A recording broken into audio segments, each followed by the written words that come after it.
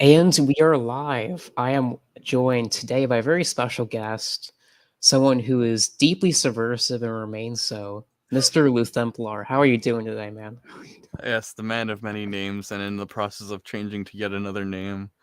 Uh, yes, Cringewalker, as the title says, that was the original name I entered the public sphere with. Although I had been watching AA for a while under a different name, which I won't say it because I don't want anyone to look it up. But and then I changed to Luthemplar, and then I realized that the reason I took that name was uh Eluth is the Greek word for enlightenment or freedom. And then I realized I don't like the Enlightenment, so now Aleph, which is the Greek word for truth, might be my next play on the word. So I'm testing the name out here. I'm not sure if it's clear if it's Aleph or Ale Themplar. I don't want to be associated with drunkards, but yes, thank you for inviting me on. Starting about 57 minutes late and all that. Yeah, yes. Anyway, thinking about my own name. I wish I had a more fun story about my name. My name was just like, well, I want to create a YouTube channel, and what's the most base thing a 20-year-old, 19-year-old can come up with, and it was populist. So that's how I came up with my name. And then the political weight of that word was slaughtered and genocided in the 2020s, and now you have to change it. Oh, it's so wise, man. I wanted to believe the copium that like we can still save it though, if we just get Marine Le Pen in France, you I think tried that to we could listen. just Like I said many times, I have family members in the Democrat Party, upper echelons, and I had a feel that something was about to go down, and I kept warning people. I hope Trump wins, maybe, but I don't think it's gonna happen. You should brace yourselves for a shock. Naturally, very few people listen to me because I'm always labeled as a subversive, even though I only speak the truth. But unfortunately, they thought the truth was subversion, and then began the great copium overdose of 2020. Oh, that was a fun time. I miss those streams. Those Remember are it? so fun. Oh, The I AA loved it. streams. After no, I will say this much: on the day of the election, I told my I told everyone, listen, I'm going on a vacation in case anything happens because I don't want to deal with these fucking lunatics on either side of whatever happens. And so I took a vacation, actually a vacation day that day, and went up to I went literally into the middle of nowhere in the woods of like Druidic Connecticut in the middle of nowhere and just spent the election night watching everything I predicted happen. Uh and then proceeding to see the copium from all of my favorite internet frog friends for the preceding 2 weeks, and then it became 2 months, and then it came the devastation of insanity in January of 2021 that followed with even more copium. Boy, oh boy, was that a hell of just like this never ending overdose, and they just kept bringing more copium into people's It's mouth actually every so day. funny because I actually believed for a short period of time. For a time I watched the Q stuff on YouTube. I was like wanting to believe it's so bad. I was just like, no, it's gonna No. happen. The revolution's gonna happen. We're gonna overthrow the system. It's gonna happen, guys. We're just gonna Yeah, take this Capitol building. These guys are doing the Patriots. I remember. Patriots in control. All my coworkers were watching on that fateful day of cringe, like freaking out. Weeks before Yarvin wrote his article about getting to the end of the level, and not you remember like that article, not knowing what to do with the next game level. I haven't read that article. I read the Uh article about from the Atlantic about fortification. no, this is a Carter's Yarvin article where he wrote they were like people that came to the end of the video game level and didn't know what to do when the level ended. That was like what people going to the Capitol was, and I remember the day it happened because Yarvin wrote the article a few weeks later, and I remember watching all my like coworkers and everyone freaking out over this election, and I just thought, why the hell are they freaking out? Like, taking this building does not make the government change. Like, it doesn't work like that. What the hell are you thinking this is? Like 45 BC or something, Caesar crossing? Oh, get real. Like, calm down. I'm always this person that tells people to stop fucking going nuts. Like, now this year, the past year, I've been the person constantly telling people, stop thinking like, you know, the 1001 copes for the last 3 years. Stop thinking Russia's gonna be win Ukraine in 2 weeks. That's nonsense. Stop thinking Trump's gonna come back. No, he's No, literally. bro, have you ever seen the these aren't on YouTube anymore, but it was so funny when they were. Have you ever seen like the Q guys? Like it was so funny I watching never them. even I mean I saw Fed written on that all over the place, or if not Fed, some kind of like scammer trying to make money off on dumb boomers. But I've on a few occasions I've had to take my mother's iPad out of her hands to not donate money to some scam.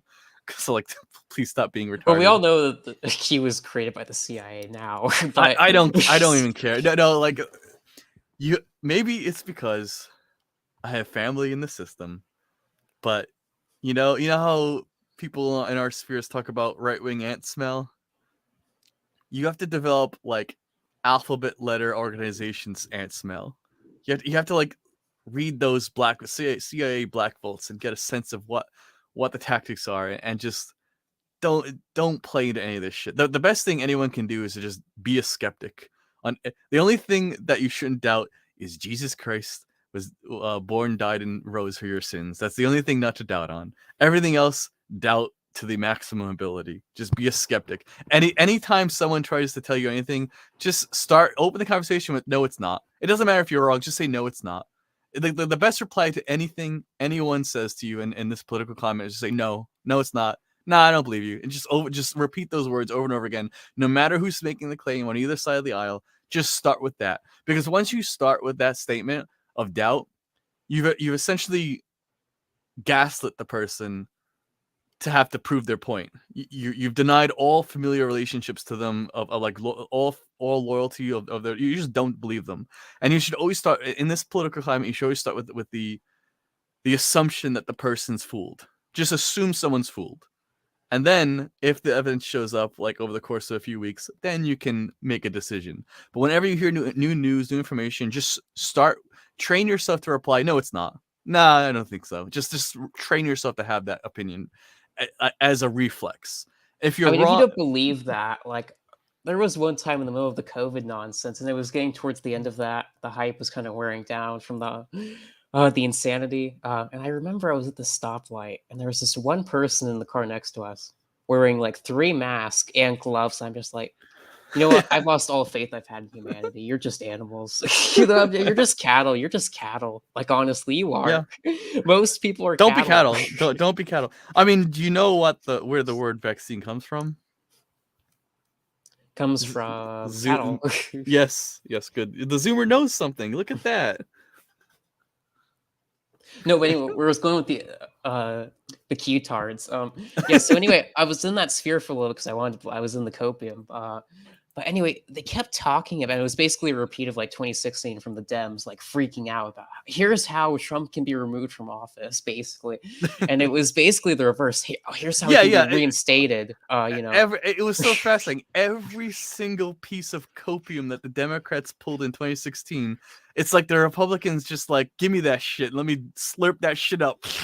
Oh yeah, that's some good shit. Like, why would you do that? You literally saw every single act of that play 4 years prior. Why would you go and just like the director of the show saying, "Oh, I'm gonna switch up the actors this time."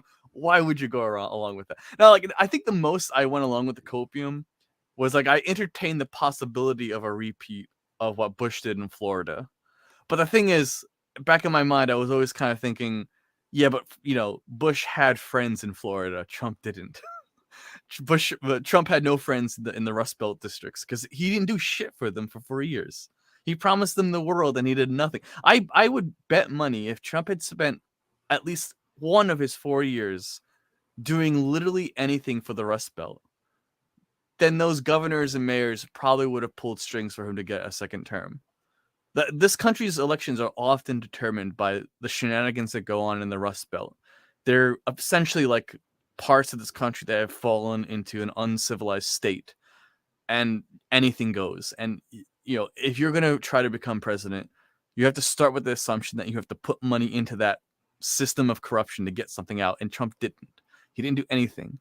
there was always this thought in the back of my mind in 2020. Yeah, maybe he could pull off some strings, but I kept reminding myself he just didn't make friends in those 4 years. He didn't treat his keys to power correctly, and eventually I kind of like gave that up towards the I think around like December. For a few weeks I thought, yeah, maybe he could pull off some strings, maybe he could do something, and then by like December I was like, God, he's just not doing the right thing. He's going after all these random ass cases. You kind of like No, got the he had sense, nut jobs like Sidney yeah, Powell and yeah, like yeah, the yeah, Mike Pillow going yeah. on TV, and then Rudy Giuliani What going on once those, talking about yeah, once the how character, once he revealed the characters he was sending to do these things, it was like, okay, this is just a fucking shit show. Okay, like you could have spent 4 years developing, corrupt friends who get shit done in those dark corners of the American Rust Belt. Friends you don't like to call friends, but get shit done, right? Listen, like my family's parts of my family are that for the Democrats. Okay, they get shit done in New York City. I'll say that much. And you just well, the there's kind a of shit. reason why the Republicans are the stupid party. There's a Yeah, reason well, why. yeah, but like that's like any boomer controlled organization, it's primarily a result of gatekeeping the next generation out.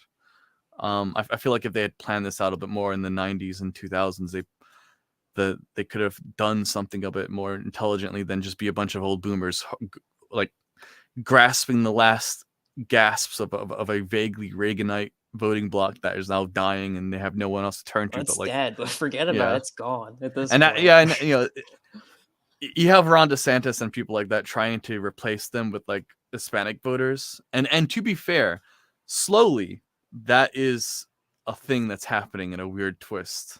Not by like huge numbers, but Highly, like, it's gonna matter, honestly. yeah, Who cares? Like they, it's coping to hope in it. It really is coping to hope like in it. again, Stalin said it best. I'm gonna quote my man Stalin here. It doesn't matter who votes; it matters who counts the votes, and that's all I'm gonna Yeah, yeah. say. Well, yeah. I mean, like, I've told this to many people. The way you do this, there are many ways to do this, and speculation so that Susan doesn't strike you down. The primary way you do this in New York that I have seen it done, real estate friends will take property addresses and give them to NGOs and voting organizations. Those addresses, unoccupied addresses, end up on voting ballots. And then the NGOs go into the most poor, illiterate areas of New York City and the surrounding area and will get signatures on those ballots for people that don't live there and have no idea what, half of them don't even know what the hell they're voting on. You hire 5,000 people to get 20,000 people on the ballot box. All the addresses are made up nonsense, but they're valid addresses given to you by real estate friends. And next thing you know, you have 20,000 votes for anything you want. Anything you want. That's why these elections are always down to the wire, because they always do the polling to figure out how many votes they need. They pre-write the ballots for mail-in or for other methods. Not mail-in is a really good way to do it without being noticed. And you just hire a couple of interns to do this. Like the intern doesn't know better. The intern thinks, "Oh, I'm getting the vote out by getting these signatures." No, you're conducting legal voting fraud for people that don't know what they're voting for. But anyway, and there's other ways to do it too. Like. You might remember that article. Remember that truck that was found taking votes across New York to Pennsylvania? No, I don't remember that one. All right, we'll just end it there because I don't want Susan to strike down your channel. Anyway, the point I want to finish this point though for Babylon about the Q stuff. Anyway, they had this point like after like it was clear that like Biden was inaugurated and stuff, and they were like, actually, this is part of the plan. Here out, the white hats have got to figure out where Trump's going to be the shadow president in Mar-a-Lago, and Biden's the fall guy to set them. No. Here it gets better. It gets better though, and Biden is the fall guy, so that the true white hats can arrest them all at once and execute them. That was the theory. That's what the copium was selling. It was so dumb. It was just like the stories got more. The web of lies got more elaborate, and like. It weeds out. It's like every week the upper IQ drops out because they don't believe it anymore, and you just end up with this like gob shit so it gets of low stupider. IQ. Just like a gob shit horde of low IQ dum-dums that just do believe anything. And then I'm always fascinated like the lengths that these people will continue believing bullshit because of that like hopium they keep hoping for. Like I don't have hope like that. Like I couldn't make myself hope for that long. When I do think about it, I'm like, these really are those like in any other era, these really dumb but loyal people would be your most loyal soldiers. But we don't live in an They era would for that. be. They would be, honestly. These would be like Caesar's like And 12th Legion or something I type. say dumb. I say dumb, but it's not really dumb. It really is just loyalty. And the Democrats had these kind of people too, right? Like I can't hate people like that because loyalty is a virtue. And no matter how twisted and dark it's become by evil overlords using it to their advantage, it's still loyalty. And the bad thing really isn't their loyalty, it's the thing that they've been twisted to be loyal to. It's just like it's hard not to hate them. But like I do have to commend them. These are loyal people. It's just, man, in any other age they could have been so much greater with a better leader. Honestly, yeah. If we didn't have the internet, they would be Caesar's 12th region, or so. They would be Charles de Gaulle's trying to organize a coup against him because he's not right wing or something like Yeah. that. In the worst sane time. Well, pick a topic. Next topic. Let's talk about Russia for a second, because I feel like this is Oh a really no. big one. Yeah, we're going there. I've been hated for my opinion on this shit, but never mind. Just go on. Ask your questions. I feel like this has become like it's become an identity though. Like almost like the left has their identity, things the right likes to cling on, whatever the left is for.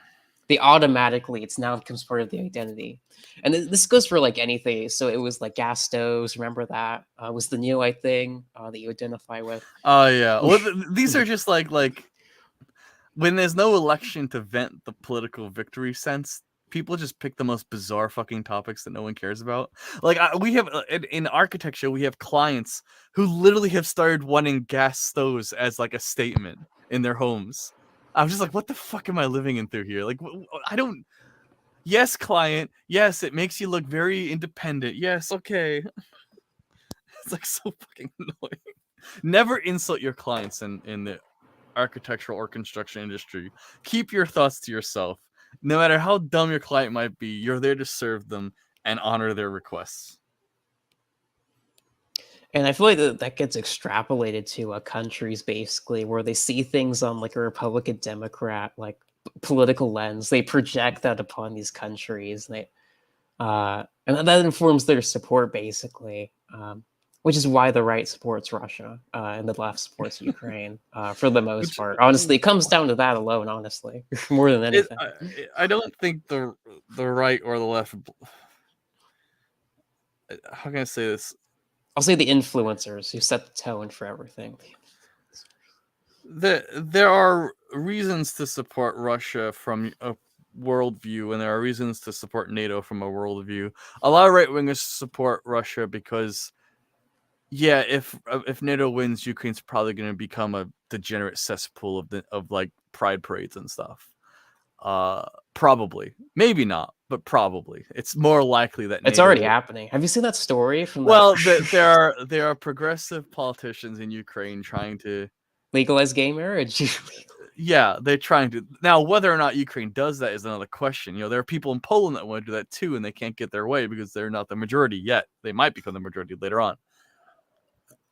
Someone like me is more practical, where even if I think I think Ukraine's going to pull it off only because Russia has this tendency to like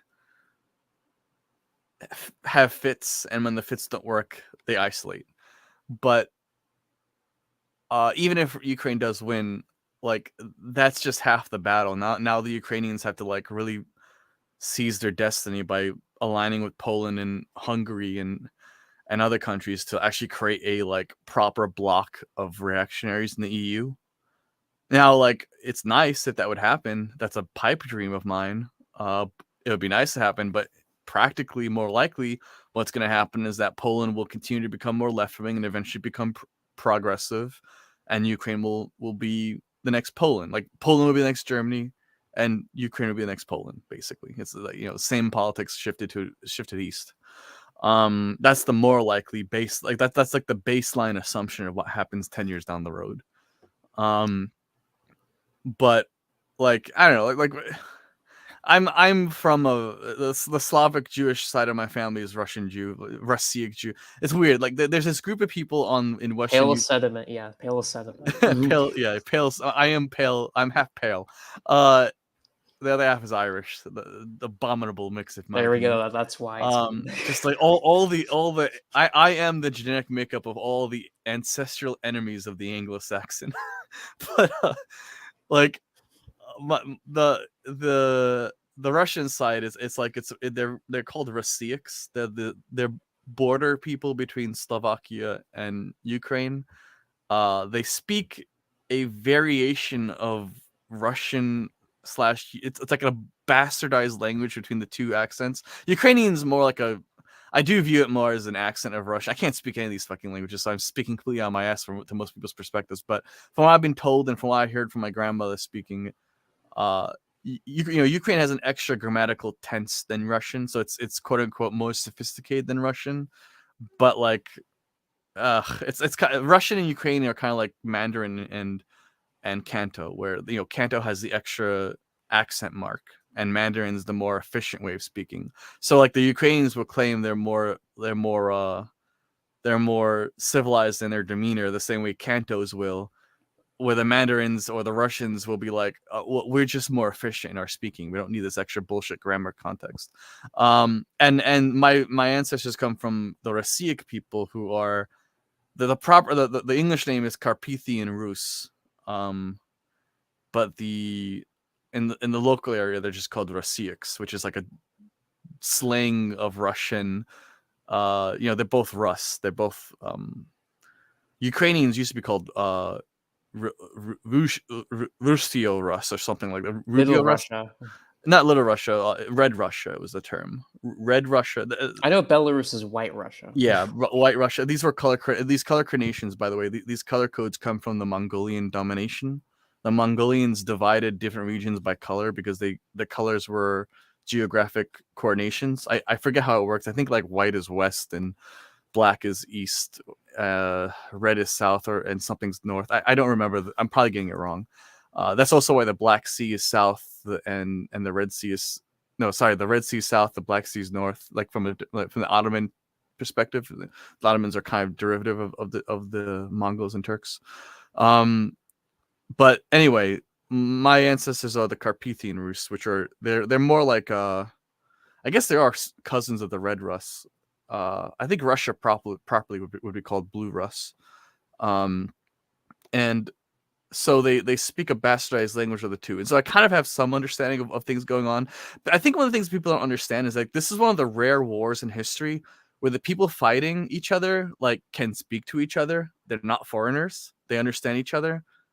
And so it is really. I mean, they were part of the same country up until 1991, which is like 20 years ago or whatever. It's like it's actually quite rare to have a war like this where the two sides can understand each other. There's no language barrier, really. There's no cultural barrier. It's really more of a civil war. I view this as a Russian civil war. Like if Ukraine famously in Russian means the border or the hinterlands.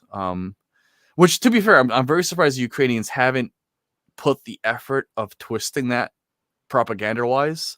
Like, there's a great avenue of propaganda Ukraine could pull off. Like, once we were the border of Russia, now we are the border of Europe. Like, you could roll with that. You could like really make some nice propaganda off of that, and no one's done it. I'm really surprised, honestly. And honestly, it's probably because the Americans are running their propaganda bureau and they can't speak Russian, so they can't figure it out. But if I was running the propaganda, I would roll with that. Like Ukraine, like centuries of being the border of Russia. Probably not, because the Ukrainian propaganda is run by State Department. I know that. Yeah. Like English speakers don't know. Like you could have. There are so many propaganda avenues you could do with Ukraine, and they just don't because they're English speakers. They don't know. They don't know the actual language or culture. There's a lot of evidence to stuff like that. Anyway, sorry for going off a tangent of that. I'm just kind of giving context. But here's my thing about it, though. Even though like Russia may, it may be this gas station, but it has nukes, though. I mean, like, that's still I love a thing, and like that's still a danger. It's I saw Charlemagne post that. That's great. I love that. It may be a gas station, but it has nukes. I mean, like you can't discount the fact that they can't take this town. They're so weak. They have nukes, though. Okay, so like this is Russia. The thing that people often forget. Russia is a federation. and there is a lot of sovereignty at the local level in Russia. At the local level, Russians have a lot of independence from their central government. And some of that involves gun rights, military service, stuff like that.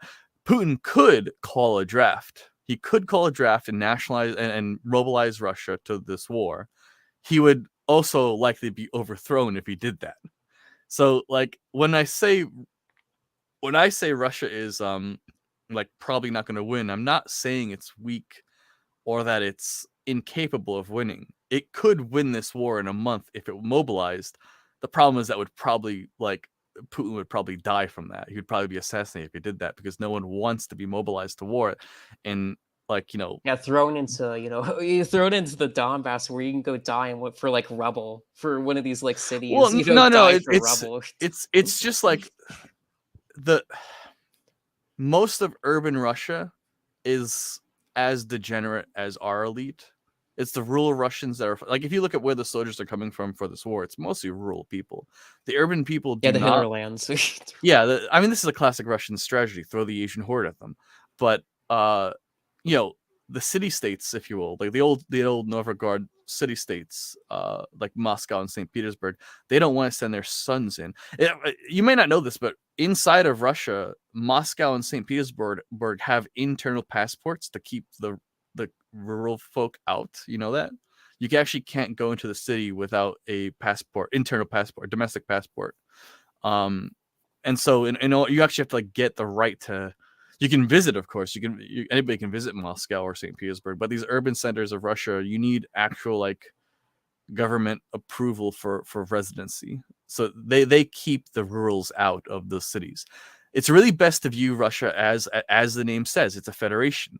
In that federation, the city states like Moscow and St. Petersburg hold a privileged position where, the elite of these cities have an understanding their sons aren't going to die in these wars.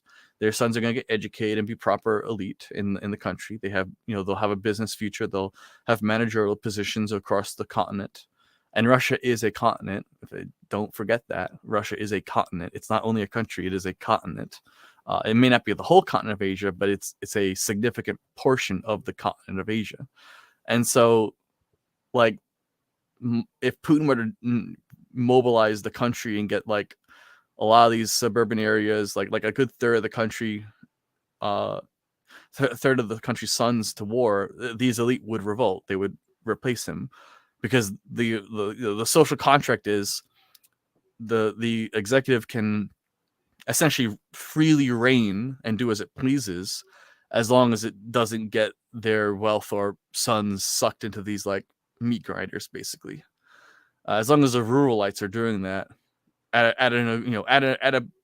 a low degree that they are tolerating, then the order works. But the second you start taking too many sons from either the cities or the rurals, stuff starts to go down. Like, that's what crashed the Russian Empire. This social contract goes back to the medieval era. The Tsar started, like, overdrawing his social credit from the hinterlands, and so they joined Lenin and threw him out. Same thing could happen to Putin if he overdraws it. And Putin is aware of this, and so he's done everything he can. Like, Putin is not dumb. He knows that this social contract is the way Russia works, and so he's done his best to avoid drawing soldiers out of the cities.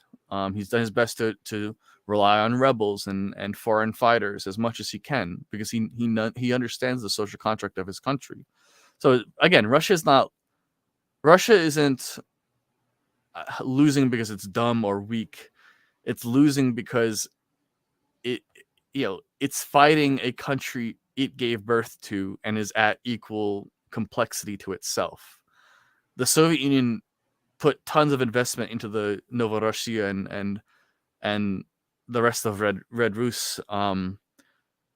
This is where all the famous nuclear power plants were. This is where the This is the reason why Donbass got how big it was. All those factories. There are regions of Donbass which are the wealthiest parts of Ukraine. Second wealthiest parts of Ukraine because of the Soviet era investments. Ukraine is not this. It's not only, like, parts of it are like a Slavic shithole mudflat, but other parts of it are like, hey, there's this advanced nuclear power plant that's like the pride of the Soviet Union. Hey, there are these, like, advanced weapon systems and research facilities and polytechnic universities. You know, if you look back on the history of the USSR's leadership, for about a decade in the 70s, it was run by Ukrainians. The leader of the USSR was Ukrainian born. Yeah, The UN, Brezhnev. yeah, the UN diplomats were all Ukrainian. The Presidium was basically entire Ukrainian. Like, this is a typical Soviet situation where they put 10 years of investment into somewhere, and then when the leaders grow up, they become like the leaders of the Soviet Union. Same thing happened to Belarus for a while. And so, like, when Russia gets involved in this, I mean, you know, to be fair, there was no reason to assume Ukraine wouldn't surrender. Like, these are brothers. Why would they fight this obviously stronger force?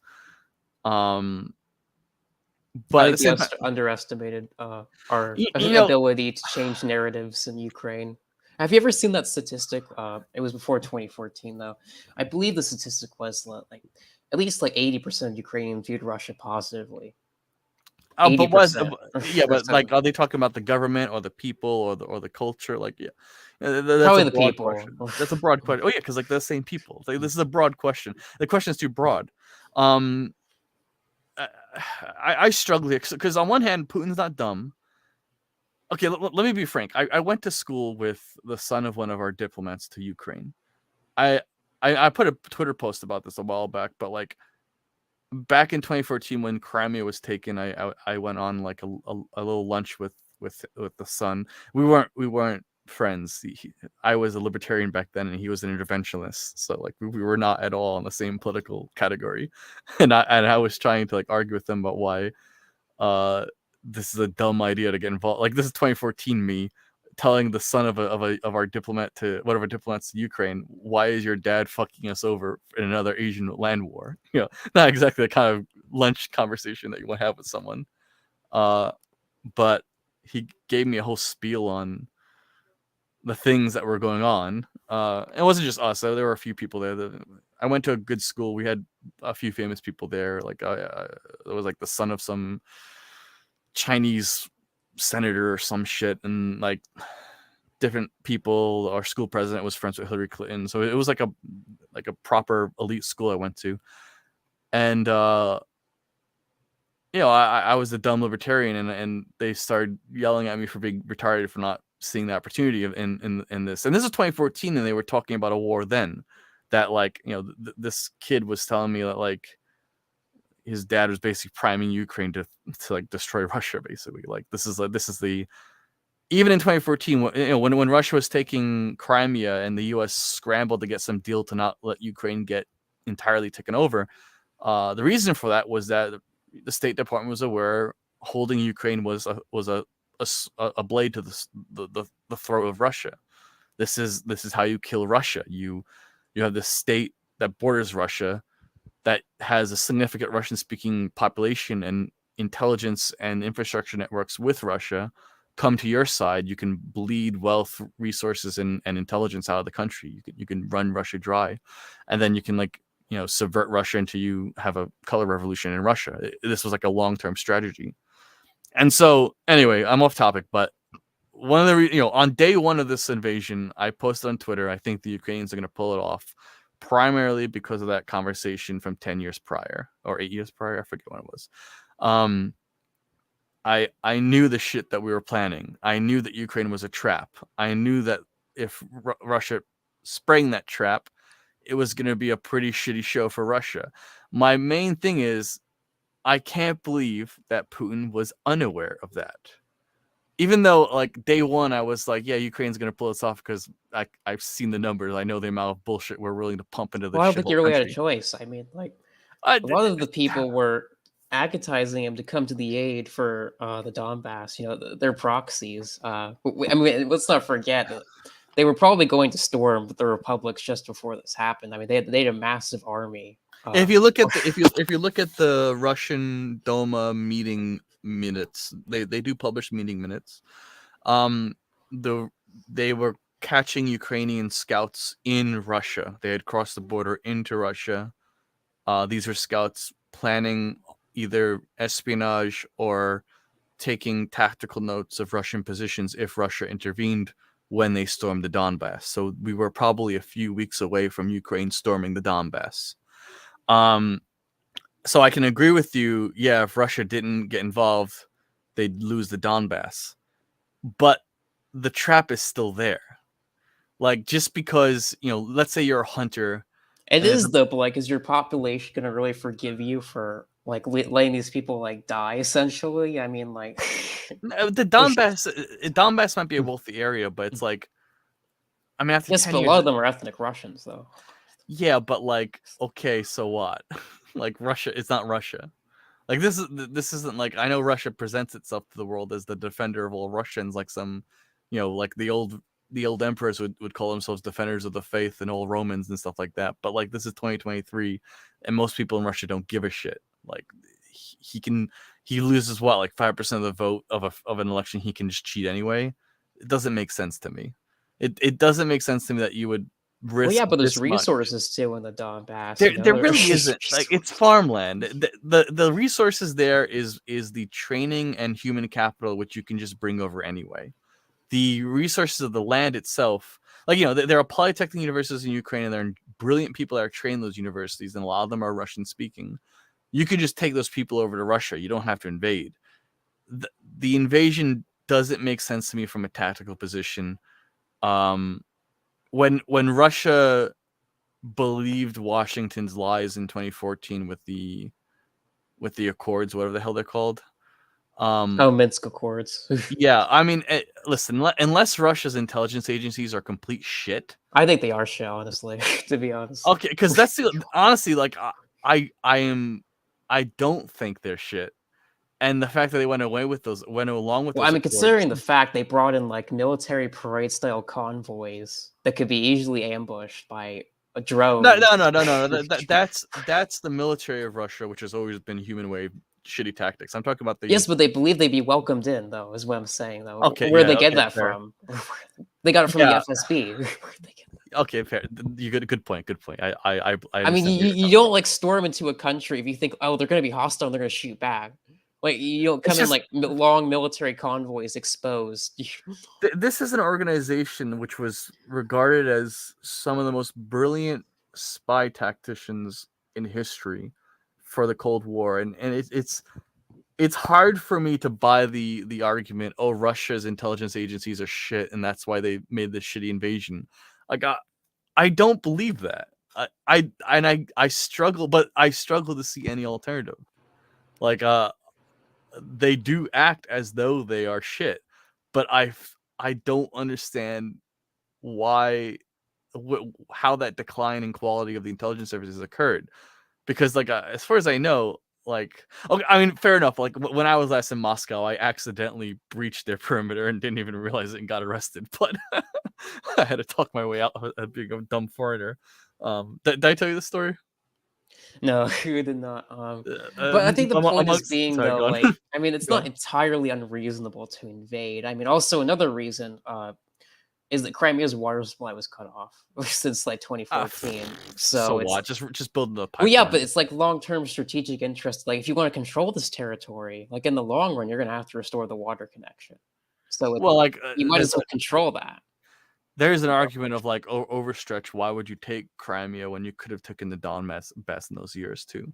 Well, Russia had an opportunity in like 2014 because there was a bunch of pro-Russian protests in the east. If they wanted to take the east, they had an opportunity to take the whole east. They could have, and they would have. Like, in 2014, the Ukrainian army was a couple of drunks in Kiev. It wasn't really. It was a joke, and had Russia could have taken the territories at once in 2014, and the West really couldn't have stopped them.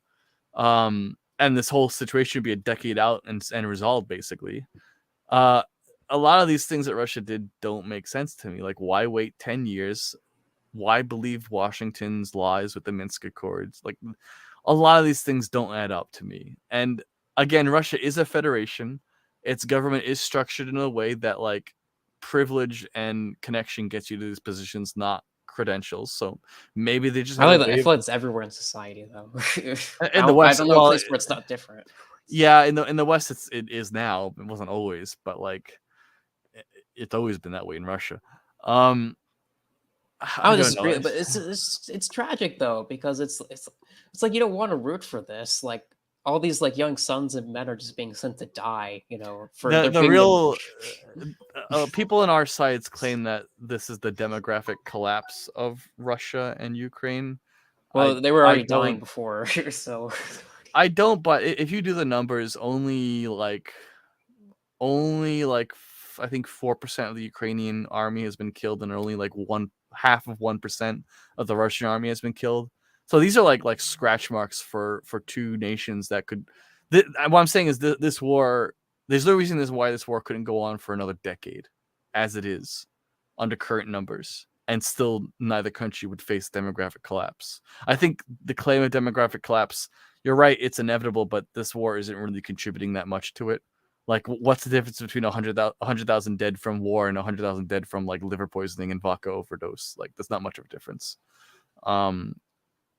If anything, the tragedy is the fact that this war is probably not going to be much of a difference for the demographic trends. I don't know. It is a shit show. It is a tragic case. There are, by the end of this war, there will either be, well, like, if it doesn't escalate, there's probably going to be 1 million dead in general, and this, again, like, I don't see any reason why this war won't go on for another decade. Anybody claiming for fast results here is just dumb.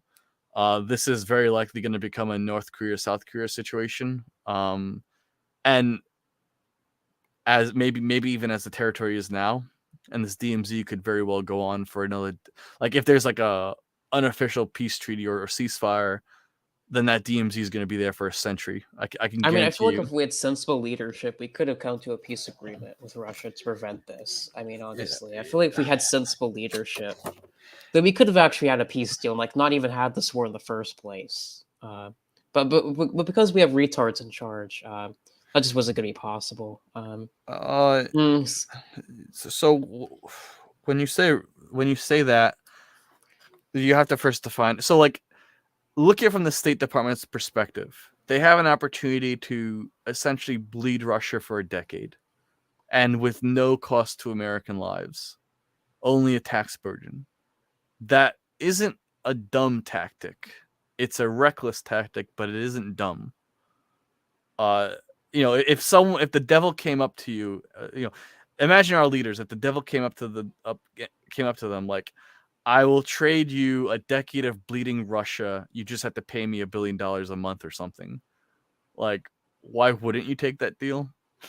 It's a tax burden, and these line go up worshippers may think in their heart of hearts, yeah, we can just make the line go up more. Who cares?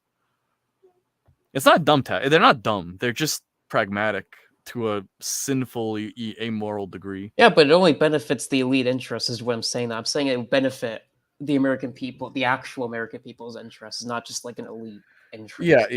Is what I'm saying. It's not benefiting Americans at all. It only benefits the elites, and so that's what I mean. Like, an actual person who cared about the American people to like end this war, like, because we could have, honestly, we could. We could end the war right now if we wanted to, honestly. But we could have, we could have never gotten involved with this war, and it would have been resolved in 2014 and not been a problem. Yeah, I told my frenemy, the son of the diplomat, in 2014. I think I remember my exact words were, "This is another 20-year war I don't want to get involved with." And we're 10 years down the road, and it looks like I'm going to end up being right. Looks like it. And there will be a much more piles of rubble that work on cities that will be discussed in terms of battlefield tactics. Yeah, I mean, if we're being brutally honest, there's basically like there's a few ways this war ends if things continue as they are. Like, the hot end is Russia gets impatient and they just nuke Kiev and a few other cities and end it. It's unlikely the West would counterattack. Ukraine's not in NATO, and the war would end in millions dead under nuclear rubble and a few farmlands irradiated that Russia claims was valuable but now are just rubble.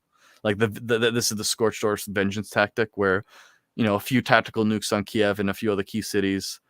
This is low yield radiation. The land will be usable in a decade, but you have a few small nuclear exchanges in Ukraine. I mean, it's Um, entirely but possible, but like all these people who, on the other side who root for this because destabilize Russia, I'm like, well, we don't want that because then that's actually going to stray from China because then they'll just take all of yeah, Siberia and that's what and happened. like That's they'll take the natural resources and water. And China's a actual more threat than Russia is, so it's like, no, you shouldn't be rooting no. for that. China might look like a threat, but I just don't buy it. China is a unstable mess, hot mess that has a far worse No, demographic I agree crisis with you in the than long run. Russia. China's water supply alone doomed us. 100. Let me put it this way: 100 years from now, there will be half as many Chinese people as there are today, and I there think will it'd be way worse than that. and Way worse. there will probably still be the same amount of Russians today as then. Like 100 years from now, Russia probably will not have changed much. China will probably be halved in its population, and that is a massive demographic crisis. Like people talk about Russia having demographic crisis, China is fucking doomed. I mean, yeah, but they just have a ton of people though, so it's like it doesn't affect them immediately though in the short term. It does affect them in the long run, but they just have like so many Chinamen that they could just throw at anything, right now at the moment. It's possible. I'm not saying it's likely because as we've seen China's performance at wars recently, it's not been very great. Uh, China hasn't had any hmm. experiences. China has yet to be tested on the battlefield for, like, the last time China was tested on the battlefield, they fought Vietnam and lost. So Yeah, but they still have a billion Chinamen. I mean, like they could just throw numbers. those tactics, I'm not convinced those tactics work anymore against the technological force. I mean, that's possible too. I mean, we probably have technology so advanced that you could just like kill a bunch of them. But I mean, still, it's just a ton of them. So I wouldn't underestimate their ability to change the tactical situation in their benefit, which is the more immediate concern with destabilizing Russia, is them claiming lands in Siberia and the natural resources in the Arctic expansion. Yeah, but now underneath the, it's likely China can just buy the land rights rather than take over the country. That's possible, but there's a contingent of the Chinese elite that want to take it, though. Yeah, but there's always a contingency of the Chinese elite that want to do crazy shit. They never get their way. Well, it depends on if Russia gets weak enough. I mean, Russia's one of those. Russia is a old power in the sense that it's developed a consciousness of itself that, there are these countries where if they collapse, they just form back because they have a consciousness of themselves. Like if France collapses, whatever comes out will still be France. Whereas if Iraq collapses, it could end up being like 3 countries afterwards because they don't have a consciousness of it's an themselves. artificial country. Yeah, I would Yeah, agree like with you. Russia is not an artificial country. It's a federation with a clear hierarchy. I would actually compare Russia to something like the ancient Persian Empire, where like even after the Persian Empire's collapse, they tended to reconstruct themselves from their constituent parts because the natural racial hierarchy there, like ethnic hierarchy, same with India. Like India, if it collapsed, there would be an understanding of what India was, even though like that is kind of artificial compared to most countries because the British made up India. But Russia is one of those countries where if it collapsed, if Putin got overthrown, if there was a civil war, people would still understand what Russia is and they would fight to restore it. I mean, yeah, that's entirely possible, but like, if it's irradiated the land from like a nuclear war, I don't think that's going to happen. Well, if there's a global nuclear war, not our problem. We're dead. Well, yes. Anyway, And we've been talking about Russia for like 20 minutes. If you want final yeah, questions let's on move your on to topic. something else. Let's talk about Curtis Yarvin for a second. I want to talk about the based programmer, right? So Okay. you've it's a well known fact that you met up with the programmer himself. So what did you think about him when you met him? He's a busy man. He's a man of many bitter sweets of his life. He didn't seem to like me until I mentioned my Kaiser half side. He has a strong in-group preference. Let's put it that way. I don't hate Yarvin, and I don't have a problem with him. The people I met at that meetup, I've continued to run into. It's like you join the secret society. Everyone takes off their masks. Next time you see them on the streets, you'll know exactly who they are. I only became introduced by Curtis's writings like a few years ago, so I wasn't really aware of them that much. I still haven't really read a whole lot of them, to be honest, and I kind of receive him through various quotes. When I did meet up with him and with other people, the topic was Russia. He certainly seemed concerned that this could become a nuclear war. He's continued to say that for a while. This was actually about a year. It was probably last April or May or so when this event meetup. So almost a year. Like, it was a few weeks into the war, and he was writing in his blog about like fear and loathing in Russia. Basically, I don't know. I get the sense that the guy, he's got a lot on his mind right now. His wife passed away. He has a child from a woman he broke up with. There's a lot of personal shit going on in his life. That probably is affecting his ability to write and look at the world, right? Like, it's actually rather fascinating that he even can write still. Like, he's got a lot of shit on his plate. No, I definitely agree with you. He said some definitely good things that they needed to be said to kind of break us out of this populist delusion as AAs or whatever. Kind of get us more into like elite theory, like how Yeah. reality actually works for Red America, because they don't understand this. Yeah.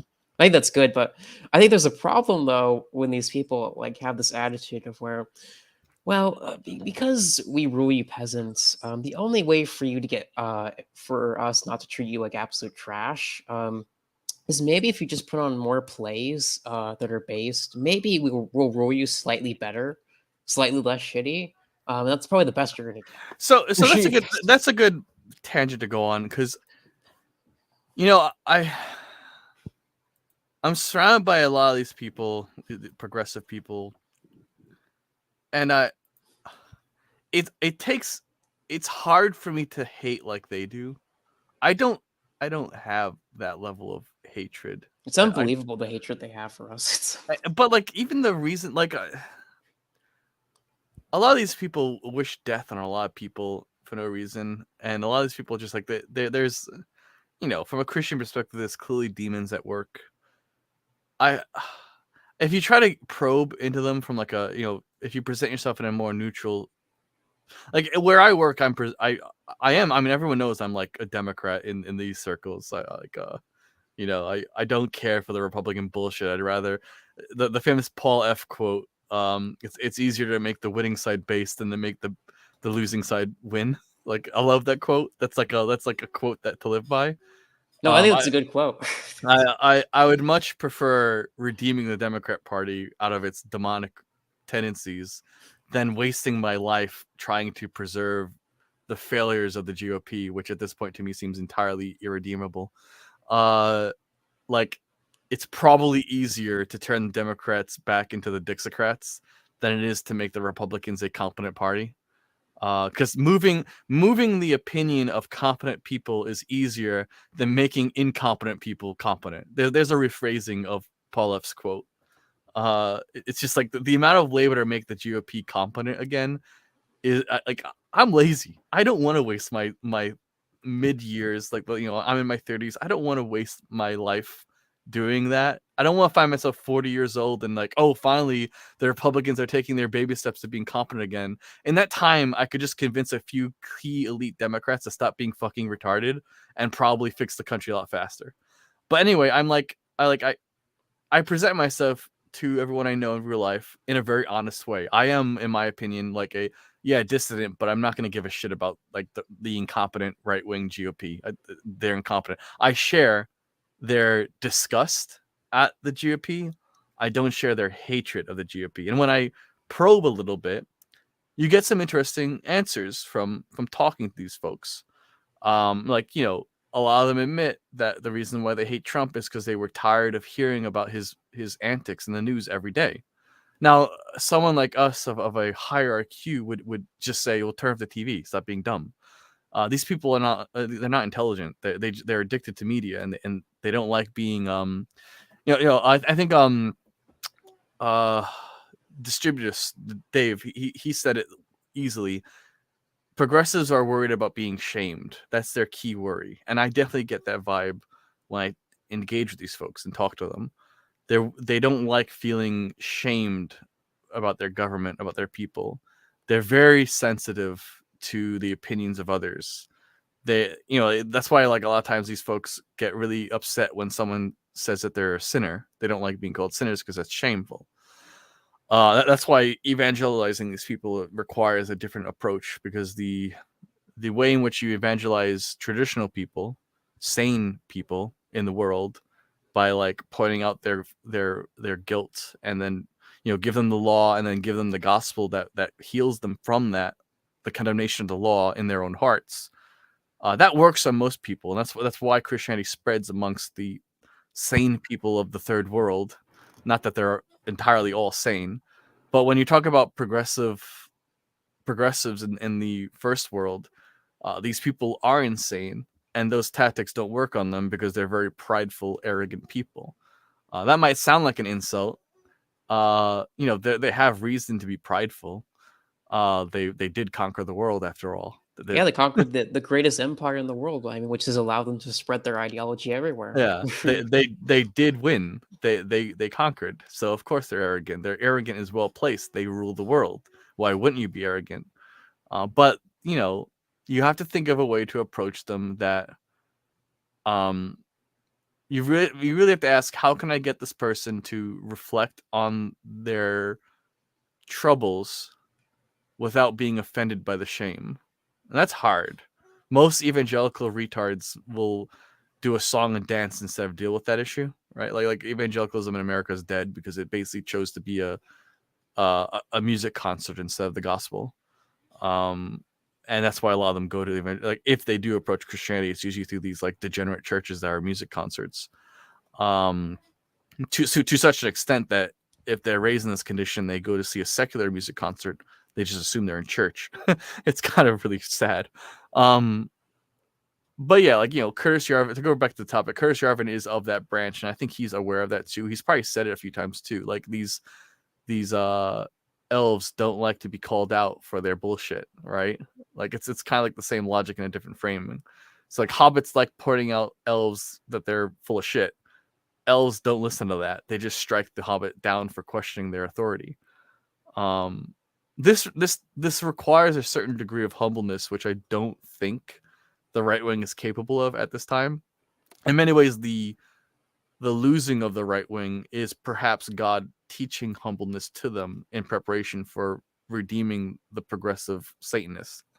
The right wing has to learn to be humble if they're ever gonna wrangle the gatekeeping from the progressives, because the hate that the progressive has is irrational, is misplaced, is self-destructive, and their hate can outlast your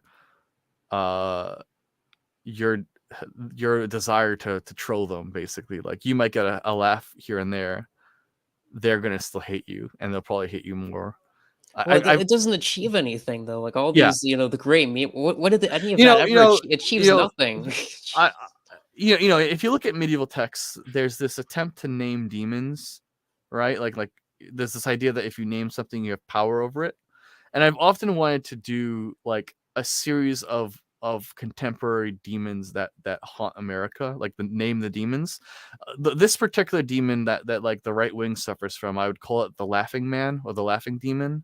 This need to laugh, this need to have a joke or a quick laugh. I mean, granted, it's a coping mechanism for being sore losers, basically. But like the laughing man is this archetype demon that the right wing suffers from, that we really have to exercise out of ourselves. Like, you have to stop smiling and laughing at the fact that these people want to murder you. They do want to murder you.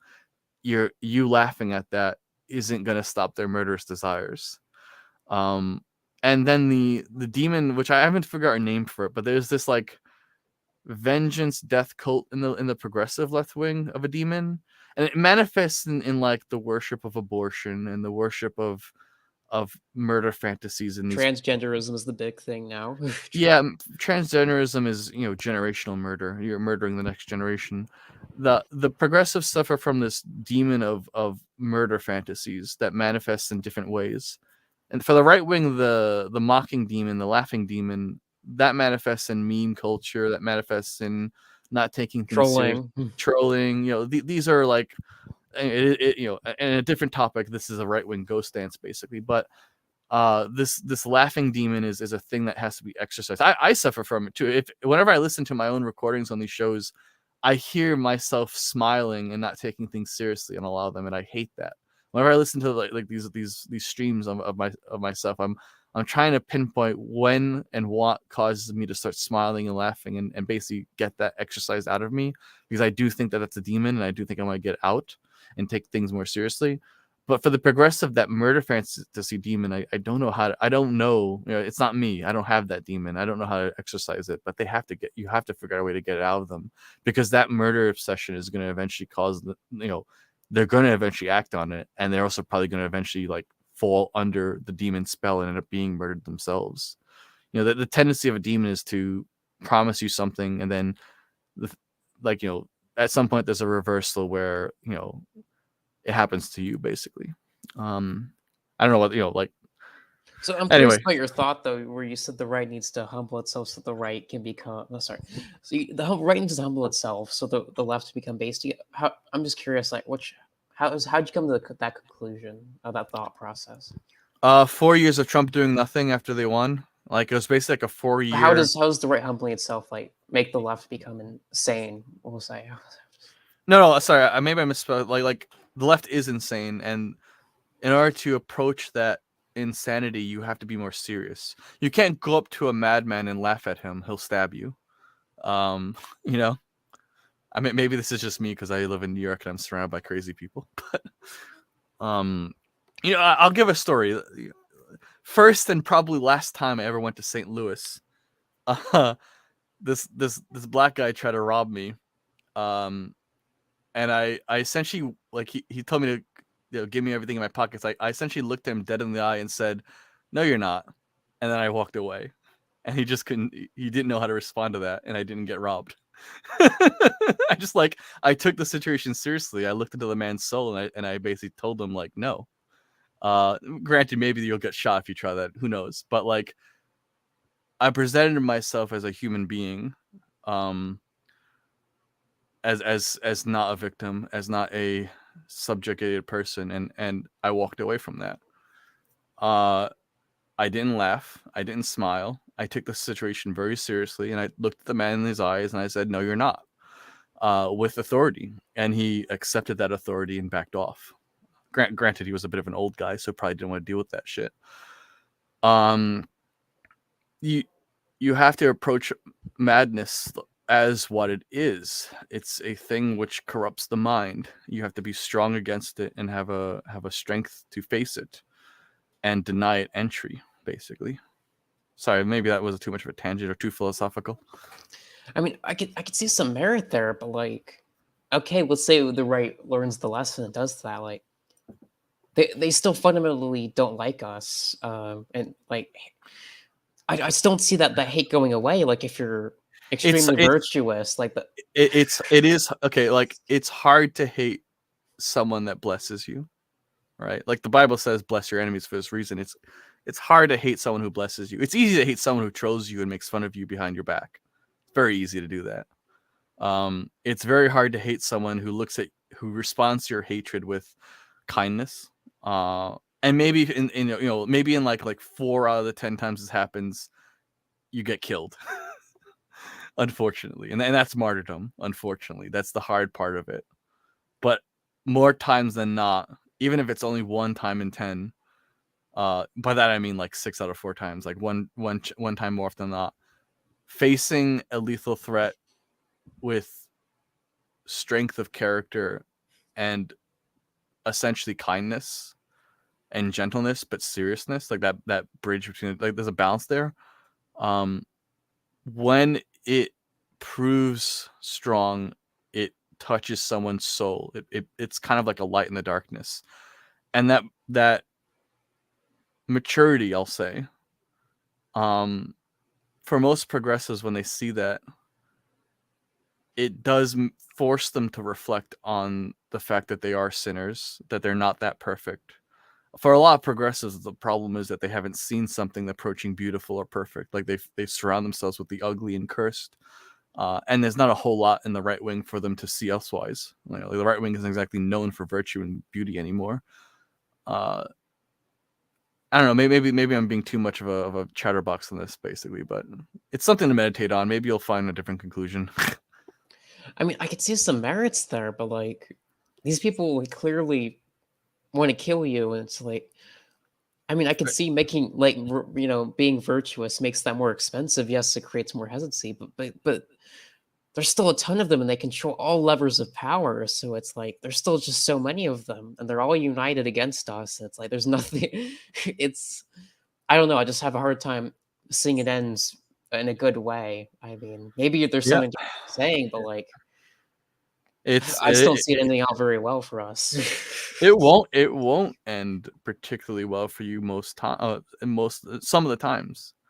But I would argue most of the times it will earn you respect of character.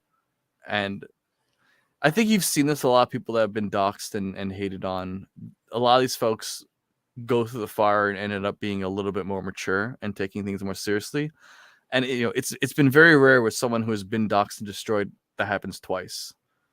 Once you're through that fire and once you've braved it, you kind of end up getting back to normal and it doesn't happen to you again. Usually. At least from what I've seen. If you don't mature from that situation, if you're still a shit poster at the end of it, you usually never recover anyway. I don't know. Like it's hard to receive, maybe, but from what I've experienced and seen, you could do a lot more winning. I mean, I think it'd just be probably easier if you just like got more elites on your side.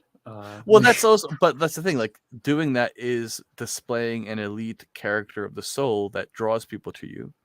You're not going to draw anyone to you laughing at insanity. You'll maybe get people laughing with you, but they won't really be there next time you when the moment counts, yeah, when they're gonna put you on the train to the camp, yeah, they share to laugh with you, and then they'll deny you exist to get out of the camp, basically. Like anyway, like maybe I'm just rambling a little bit here. I do firmly believe that the first Christians faced the lions in the Colosseum with bravery, and in so doing, the crowd that expected torturous screams and crying and laughing at their murder fantasies were denied that fantasy. The Christian, the silent Christian who accepted his death and preached the gospel, wasn't something easy to laugh at. It displayed a certainty of faith and character that they weren't used to seeing with the normal screaming criminals in the arena cursing them and getting mauled by lions and screaming. Like that's entertainment. Like, haha, all your strength for nothing. But when the Christian shows strength of character in those arenas and didn't go down crying and weeping and angry and cursing, but rather blessing and kind, it kind of spoiled the murder fantasy. It kind of made you feel bad. And enough times that happened, they just stopped doing the Colosseums because it made the population hate the state for killing them. And so they started doing it more like hidden, and then eventually they stopped doing it entirely. I could see that tactic being useful for persuading elites and middle managers on the progressive side. I could see that working to a degree. I don't know, honestly, but I just think we need something better than we have right now, because right now we have nothing. It's so anything is better than nothing that we have right now. But do you see this ending out better? Because like I don't know, when I look at like people like the South Africans, organizing their own colleges, their own universities, their own communities, their own groups, it's like, well, that kind of gives me some hope that even in like a completely controlled society by their enemies who want to kill them, they could still have their own communities and a culture. So well, South Africa is an interesting example because like, yeah, maybe at some point the common black folk will rise up and kill the whites, but it hasn't happened yet. And as far as I can tell, it's not likely to happen. Maybe I'm speaking out of term there. Those white exclusive communities in South Africa that have cut themselves off from the corrupt government seem to be not being besieged by the poor Africans in their cities yet, at least. That could be something to it. I don't know. Do you see us coming out in the ends better? You know, do you see a positive Uh, ending here? if you run the numbers, America's, I mean, your generation's kind of fucked. No, I agree. We're completely Uh, screwed. It doesn't matter.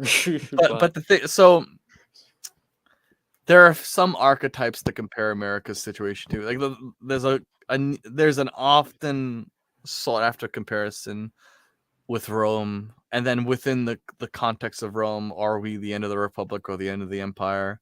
That's the go-to example, but there are other examples of how empires fall. I wrote an article called "Unocracy," exploring this a little bit with like other examples of Chinese and Ottoman unocratic models, which is the situation where the elite become these pariahs that like essentially kidnap the population into their own elite training programs, and everyone hates them, and then eventually they like kind of neuter the countries that neutered them. Anyway, you can read my Substack, luthenlight.substack.com, if you want to look at it sometime. But yeah, I mean, I don't want to make broad predictions of America because it could very well be that this stable instability just continues for centuries and nothing changes. I mean, there are some fixed numbers to look at, like phosphorus shortages, declining agriculture, and oil issues coming down the road. I like to use the example of who John Michael Greer is. I've heard the name. Yeah, he wrote a series of papers called Catabolic Collapse, or like around the concept of catabolic collapse, where instead of this like end of the world collapse, what you have is a staged series of small declines and restabilizations. If you look at America in the 1950s, you have this situation where all parts of America were wealthy, basically, other than a few urban cesspools. And then around 1970, there was a collapse. So if you imagine like America, like the map in your background image right here, like as a tapestry where it was all fairly good, you started getting some parts of the map that were like scratched up and loose threads, basically, like things destabilized. And you had riots and chaos, and then there was a restabilization era around the stable parts of the country, but the parts that were in chaos just never recovered. So like the parts that were manageable recentered their authority, while the parts that were unmanageable were essentially abandoned. They're still part of America, but they're basically abandoned. And then that continued from 1970 until like 2008, basically. And then there was another stage collapse. And now it looks like we might be facing another stage collapse now. I don't think so myself. I think that's another decade or so down the road. But like these staged collapses over time will eventually reduce America to a few stable city-states and a vast empty rust belt of the entire continent. Similar to what happened in Rome. There's a book called My Journey Home to Gaul. I forget the author. But it's like he's like a 5th century Roman bureaucrat traveling home to Gaul after Rome was sacked, and he writes a journal about the state of the country, the state of the countryside, and how like all of Gaul is like rotting and overgrown with weeds, and the highways are abandoned. But he along the way of these abandoned highways, he finds a statue of his father in a local town that he was a patron of. And the locals are still honoring the statue of his father amidst the ashes of civilization. And so he gets this sense that like, well, maybe it's not all lost. Maybe something will be rebuilt. Maybe new heroes will arise. Maybe something will come out of this ashes, and a new civilization will arise. And in many ways, he's experiencing the end of the catabolic cycle, where these moments of stability in a vast field of ruin begin to reorganize themselves into states, and then a new birth occurs. And it need not form independent states. Like, for a large amount of early Middle Ages, Western Europe still considered itself the Roman Empire, just with multiple courts, like multiple Gothic kings for a single empire. And it really wasn't until like the 1600s where people conceptualized themselves as separate empires. Catholic Europe still considered itself like a empire of sorts. Christendom, yeah, one Yeah, society. Christendom. So like it isn't. You need not have a partitioning of America for this catabolic cycle to end and begin to rebuild, but the catabolic cycle can't be stopped until a culture gets all of its diseases out. In classical Rome, that maybe it's best if I read a poem, if you wouldn't mind. Sure, go ahead. There, I think that I'm writing a Substack right now, and this poem comes to mind because it's kind of prophetic in terms of like, so like in the days of when Augustus took over Rome, it was a cesspool. Despite what neo-pagans might want you to believe, Rome was a degenerate, IQ shredding cesspool, no better than Chicago and New York, basically. And essentially, other than a few elite that wanted to try and fix it, it was just hopeless. Like Rome famously had a higher death rate than birth rate, and the only reason why the city didn't die out was because they just had endless imports of slaves to keep it going. But there's this poem by Horace, a poet of Rome, who was asked by Augustus's people, "Oh great virtuous poet, how might we cure Rome of her diseases?" And take a guess what he offered as a solution. I don't know. Probably wait for Caesar to come. No, his solution was fucking leave. Just abandon Rome. It's like he basically told the people of Rome, the problem isn't Bark pill time. yeah, the problem isn't like you can't cure Rome of being Rome. Like the poet's word is basically like the problem is you. Like you are Rome, you are the disease. You need to change your environment. Anyway, his poem is, and again, this was written like maybe 40 BC, so it's quite prophetic for what happened to Rome ultimately. But his poem is, and I've retranslated this. It's only a section of it, but I hate the way early 20th century translators butchered the Latin and rid it of any Anglo-Saxon poetry. But anyway, alas, a barbarian conqueror will stand on the ashes, and the cavalry will strike the city with resounding hooves, and the bones of Corineus, removed from the bashes of wind and sun, will be scattered arrogantly, a crime to behold. By chance you altogether seek what would liberate us, to be free from these wretched toils. Let no opinion be better, just as the cursed Phoenician polis escaped their ancestral fields and gods, and abandoned the temples about to be inhabited by boars, and grassed wolves the infantry considered to go anywhere, wherever, through the waves, Notus or violent Africus will call. It is thus resolved, or does someone have something better to suggest? Why do we delay by a favorable fight to overtake the boat? Let us swear to this, when the stones from the lowest depths raise up, let it be lawful to return.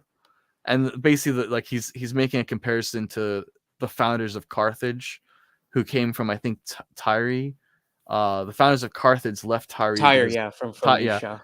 yeah, Tyre was like this degenerate cesspool of a city, being like just terrible, and so the Carthaginians It's were like, basically Ibiza. yeah, they left. They just gave up and left and founded Carthage on the other side of the ocean because they didn't want to be even around the city. Oh, to be fair, then they produced Um, one of the best generals of all time, yeah. and So Hannibal Barker. so Horace tells the Romans, like the Carthaginians you destroyed, you should flee and find a city somewhere else and start over. You fucked this place over. It's not worth staying. Give up and flee somewhere else. Anyway, like as Charlemagne said in some Substack a while back, there is no more escapes. All the lands are conquered. You theoretically could just colonize somewhere if you had enough people, but you're stuck here, so you kind of have to find a way to make it work. I forget how I got in this topic. What it was like what the future of America is. Unless you're willing to recolonize the Rust Belt and essentially set up a parallel nation in the midst of where the federal government has essentially abandoned, you're probably in for a wild ride. I mean, I think we're gonna have to do that at some point. Just also considering the demographic situation. At some point, we're gonna have to put our own parallel society. I think that's probably one of the better solutions presented in our current time. Yeah, historically, this is what Americans did when an area got bad. They would colonize another area that had been abandoned.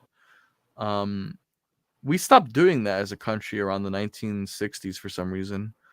There are vast, empty, abandoned fields of urban decay that you could, like, if you got like 100 of your friends, you could all buy up land and set up a little community that could easily grow to a few thousand in a generation.